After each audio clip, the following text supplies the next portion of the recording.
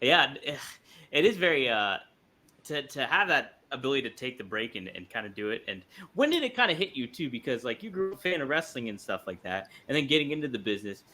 How long did it kind of take you to be like, okay, this is more like work, and then this is my personal life? Because a lot of, like you said, a lot of wrestlers, that is their lives, is doing that stuff, and like a big aspect of their life. So like, when did that kind of when did that delineage come for you exactly? Do you know when that kind of hit you? Probably like around the time when I got married the first time, Mm-hmm. because prior to that, the business was my life, Mm-hmm. you know, and Girls on the Road would have been my life partner for the night. You know what I mean? Right. Yeah. Like, like I was taught everything old school. Uh, you and I talked about this at the bar one time. Sabu taught us that the girls in the business are the boys, Yeah. and Yeah. he said don't fuck the boys. Yeah. So that's what I was taught, and the reason that was relevant way back in 1990, was it 91? I guess it was 91 when I went to USWA. Dango and I both thought that Miss Texas, Jackie, Jackie Gata, was that her name? Jackie, right? no, the black girl. She was Dirty White Girl. No, Dirty Black Girl. I don't know. It was Tony Anthony and Dirty White Girl against Dr. Tom Pritchard and this girl, Miss Texas. I don't know if they called her Dirty Black Girl, but it was. I think it was the same girl that ended up later on. I don't know. I don't want to drag him into Is this. it Jacqueline? Miss like Jacqueline? Maybe. Yeah. Very possibly. Anyway, way back then, I'm 19, 20, Mhm. but we thought she was cute. And Sabu was like, hey, you don't fuck the boys. The girls in business are the boys. So, okay, that's what we got taught. A lot of the guys definitely did not get taught that. A No. lot of Yeah. my peers, you look at how many of the girls you can associate them with. It could be looked at as incestuous if you think of it as a big family, but it's not a family. And the girls are really hot and you're traveling with them. But at the same time, they're with all of your friends and stuff. So that's part of it that you would deal with. But I got brought in that way. But then when Sabu was around his wife, I noticed all of a sudden he rolled the red carpet out for her. Yeah. He treated Okay. her like she was a queen when she was around. And that was very impressive upon me.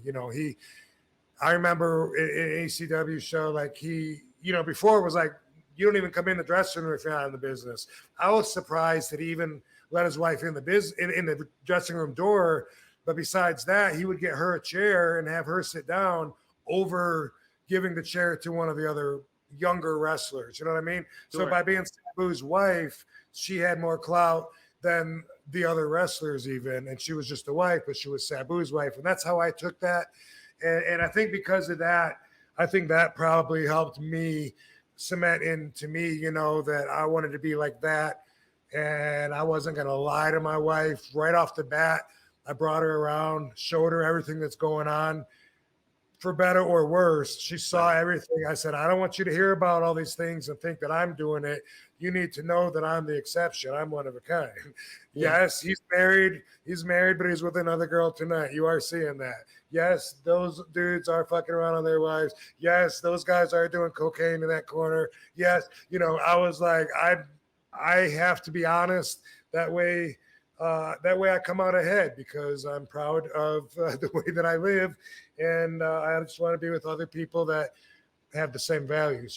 So it was like that, and then my dad gave me the big priority speech before I got married, Hmm. making that person your number one priority. So that made it way easier.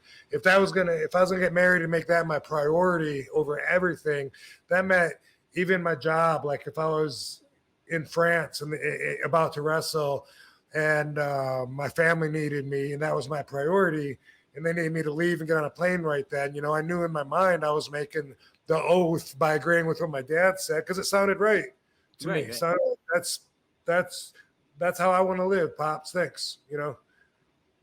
That's where I got it from. Okay. Yeah. Okay. That's. I was curious about that because yeah, it's like so many people go into the business and they're like, man, this is my life and this is how I want to live and stuff, but then they can't make that.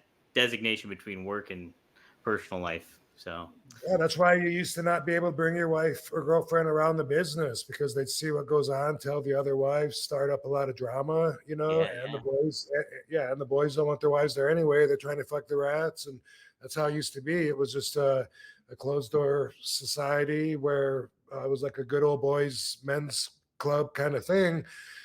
Wow, it's changed so much now to being a basically safe work environment for almost for college kids. Now it's like right, yeah, yeah, but when I was there, it was like the tail end of that, coming into like this whole new world. But I never, as much as I really liked the boys and hung with them, and I bonded with a lot of them and stuff.